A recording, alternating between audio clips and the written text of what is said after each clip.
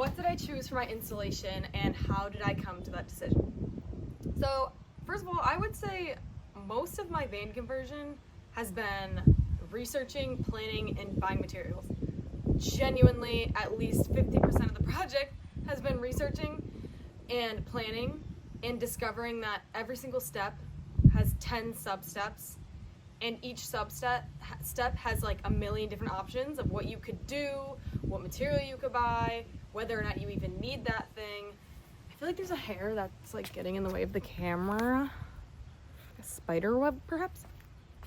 So it doesn't look like I've done a lot, but oh my god, I have done a lot and I'm just full steam forward now. But essentially, I went with 3M Thinsulate. So I did a ton of research into this, and so my few other contenders were sheep's wool, that was probably second contender, polyiso and spray foam, and that's like, in the van community, that's pretty much the main options, I would say. So if you're my uncle and you're an architect of 60 years and now you're retired, he's gonna say spray foam. And that is a great option, but it would have taken forever to install. Like, the cans are this big and you would have to reach into every crack and crevice. It would be so expensive, but that's like the golden standard of insulation. It was not worth the cons of like literally how long it would have taken and how much I did not want to work with that material. I don't like to waste material, so all those aluminum cans, I would not have wanted to waste. But I mean, yeah, that's gonna be a great insulator. But the thing is, from what I understand, like, this is almost just as good. It's not gonna get every crack and crevice in these, like, what are these called? Barricades? No. What are they, like, pockets? Like, you see these pockets that are running along here, here, and then through the middle? Yeah, like spray foam. I was considering doing spray foam for those parts, but again, that would have been so irritatingly stressful. I was not willing to deal with it, especially since I've heard people like are perfectly warm and comfortable with this. So immediately I was like, I'm not doing that. Also, actually below that, I was definitely not doing the polyiso board. That is fiberglass. I am not cutting fiberglass. You're not catching me cutting fiberglass, working with fiberglass. Absolutely not. I'm afraid of breathing it in. I'm afraid of cutting it. I'm afraid of cutting myself. No. And how in the world am I going to fit 1,000,001 pieces of stiff fiberglass into all of these very specific shapes and all the curves? Like, there's not a flat area on this entire thing. Even the ground is like, has whatever. My brain doesn't work. Whatever it has this. I'm a visual learner, okay? I say as a journalist. And I teach, no, just forget what I'm saying. So, oh my god, is that an eagle? That's an eagle. No, it might be a hawk. Could be an eagle. I've seen an eagle here before. That doesn't matter, guys. It truly doesn't matter. Anywho, not doing polyiso board, not doing spray foam. We've ruled those two things out. So now, sheep's wool is a very good contender. I'm gonna stand and like stand guard of this hawk. Very good contender because I liked that it was also non-toxic. It was a natural material. It looked so fluffy and just like, wow, that's gonna keep me warm. And I liked that it was like done ethically, and I liked that it was a natural material, of course, and much easier to like shove into all these creases. However, when I was watching the installation, it looks kind of difficult because it's just a bunch of wool and they're just like shoving it around. And it's like kind of messy, and I heard that it attracts like insects. It has a bit of a smell at first. And also, I have allergens, and I heard that people who had allergies were not having the best reaction with it. That might not be the case for everyone, but I like sneeze around my dogs and cats to this day. So I was like, I don't want to take any chances that I'm gonna be allergic to my house. That's just not fun.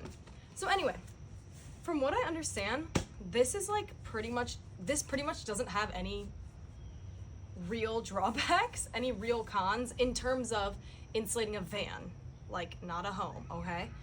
Because it's going to be the easiest material to work with when you're not working with like geometric 90-degree angles and squares. You're working with all this difficult shapes. And so literally all I have to do is roll this out and like cut it into the measurements I need and just like glue it on. That's literally it. There's nothing else to it. So easy. People say they've done it in like a few days or less. And yeah, you can't just cut through freaking polyiso board with some scissors. That's not happening. And it's just so easy. It's non-toxic. Still has just as good as an R value as the others. Maybe spray foam has a little better, but this has a pretty good R value, which is like, it's going to insulate you properly. And it's also sound deadener, which is going to work with these sound deadening panels. Or a thermal insulator. Sorry, no. An acoustic insulator? Because I know that they have slightly different functions. Like, these panels prevent the sound before it even happens or something like that. And then this muffles the sound after the sound reverberates through the metal. Something like that. Some sort of physics on that level. And I know it's going to be nice and quiet in here. I'm going to be nice and warm. This is not going to overwhelm me, and I can do it myself and without any fear or hesitation like a 5-year-old could do it, I feel. And yeah, I feel very good about this. And Lauren Lawless, if you need to know how to install this insulation, go watch Lauren Lawless. I have, like, her videos have been my holy Bible for building this van. I probably wouldn't have done it myself with this confidence and ease or at all if I hadn't been watching her videos, because she's like my age, and I'm like, oh, the girlies are out here building vans. Like, we don't need these men anymore. I'm just kidding. But I have used a lot of different people's advice. But her videos are so concise and to the point, because a lot of people who are building these vans are either in a couple, so they like have a partner and like a man who might have a background in this, and then also like, yeah, maybe men who are older who are just doing this alone. And so I'm like, I don't really see myself in them. So I'm like, okay, maybe I can't do this by myself. And then I'm watching her, and she's not dropping a sweat. Like, she is so cool, calm, and confident. And she explains things without over-explaining. But also, I feel like sometimes in the videos, a lot of people that I've watched like to use, or like, yeah, like men like my uncle who have years of expertise, and they just use all these words without explaining any of them, and I'm like, what are you talking about? And they're not explaining the tools they're using, and I'm like, girl, they're like, oh yeah, just pick this up. They don't show a picture of it, they don't tell me what it is. I'm like, I can't do this. Lauren Lawless, I love you, shout out.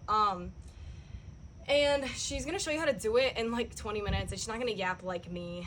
But I just want to tell you why I chose this installation.